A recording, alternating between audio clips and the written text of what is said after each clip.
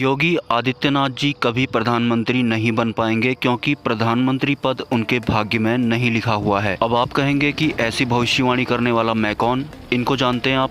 भोलेनाथ, ब्रह्मांड के सबसे हैंडसम गॉड। मैं इनका स्टाफ मेंबर हूं और भाग्य के बारे में मैं जो भी बताऊंगा वो बिल्कुल सही बताऊंगा, क्योंकि भाग्य तो भोलेनाथ ही लिखते हैं और इनका स्टाफ मेंबर होने की वजह से मैं ये भविष्यवाणी कर रहा हूं। हालांकि योगी आदित्यनाथ जी बहुत ही अच्छे नेता हैं, मेरे उत्तराखंड से भी हैं। मेरे साथ साथ हर इंसान उन्हें प्रधानमंत्री पद पर देखना चाहता है, लेकिन योगी आदित्यनाथ जी कभी प्रधानमंत्री पद पर नहीं बैठेंगे। हालांकि वो कानून मंत्री बन सकते हैं और वैसे भी जैसा कि हर कोई जानता है कि योगी आदित्यनाथ जी कानून व्यवस्था को बहुत अच्छी तरह हैंडल कर सकते हैं। अगर भारत की कानून व्यवस्था अच्छी हो गई, पूर्ण रूप से व्यवस्थित हो गई, तो प्रधानमंत्री और राष्ट्रपति की तो जरूरत वैसे भी पड़ेगी नहीं। तो योगी आदित्यनाथ जी कानून मंत्री पद के लिए एक परफेक्ट विकल्प रहेंगे। और ये मेरा वीडियो पिछले वीडियो का फॉलोअप है, जिसमें मैं ये बता रहा था कि इस पृथ्वी में इस वक्त सिर्फ 18 लोगों के पास थर्ड आई एक्टिवेट है। थर्ड आई एक्टिवेशन से मेरा मतलब है कि इस वक्त पृथ्वी में 18 लोगों के पास दिव्य दृष्टि है। दिव्य दृष्टि मतलब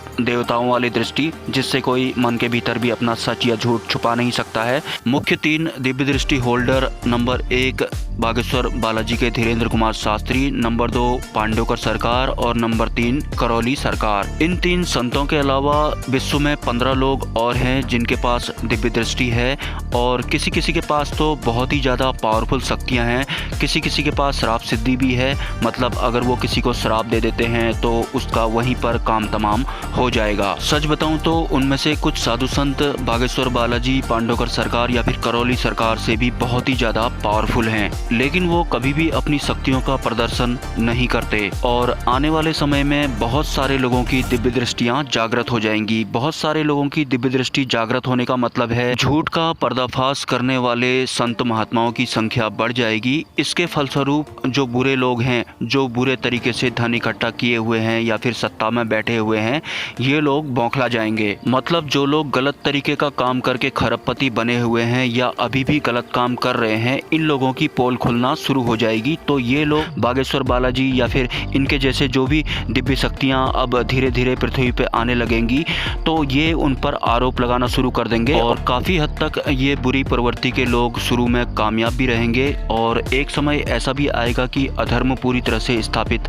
हो जाएगा, मतलब बुरे लोगों की जीत हो जाएगी। मतलब कलयुग अपने चरम पर पहुंच जाएगा, क्योंकि पृथ्वी में अभी अत्यधिक संख्या जो है इस वक्त बुरे लोगों की है और जो पवित्र दिव्य शक्तियां हैं उनकी संख्या गिनी जा सकती है। लेकिन कलयुग के चरम पर पहुंचने के साथ साथ ही जो दिव्य शक्तियां होती हैं, जो सिद्धियां होती हैं, उनमें भी अपग्रेड होगा। मतलब अभी जैसे बागेश्वर बालाजी या फिर पांडवकर सरकार या फिर करौली सरकार के पास जो सिद्धि है, इनसे कई गुना ज्यादा ताकतें होंगी उन लोगों के पास जिनकी आने वाले फ्यूचर में दिव्य दृष्टियां यानी कि थर्ड आई एक्टिवेट होंगी। और ये परिवर्तन के दौर की बात मैं आपको बता रहा हूँ कि सतयुग के स्थापित होने से पहले किस तरह से कलयुग अपने चरम पर पहुंचेगा और काफी सारे अच्छे इंसानों की दिव्य दृष्टियां जागृत होने की वजह से जो बुरे प्रवृत्ति के लोग हैं वो बौखला जाएंगे, जो कि बौखलाने लग भी गए हैं। मैंने कई स्थानों पर बातें करते हुए सुना है कि कुछ लोग बागेश्वर बालाजी को गाली दे रहे थे, कुछ लोग तो हनुमान जी को भी नहीं मानते हैं। ऊपर से वो लोग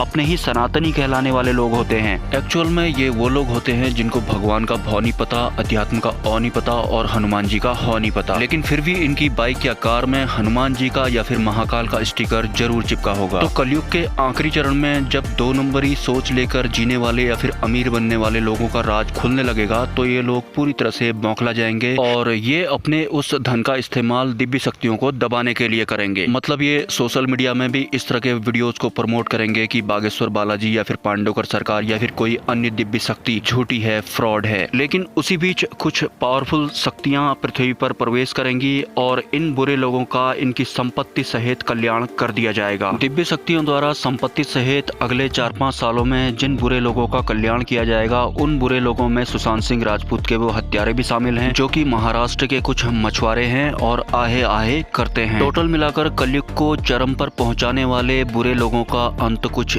इस तरह से दिव्य शक्तियों द्वारा आने वाले 4-5 सालों में किया जाएगा। उनमें से कुछ दिव्य शक्तियां ऐसी भी होंगी जो अगर समंदर का आह्वान करे तो समंदर भी आ जाएगा। बहुत से कम लोग जानते हैं सिद्ध पुरुष जिनकी थर्ड आई एक्टिवेट होती है, अगर वो समंदर या हवाओं का आह्वान करे तो वो भी आते हैं। मतलब समंदर बुलाए भी जा सकते हैं।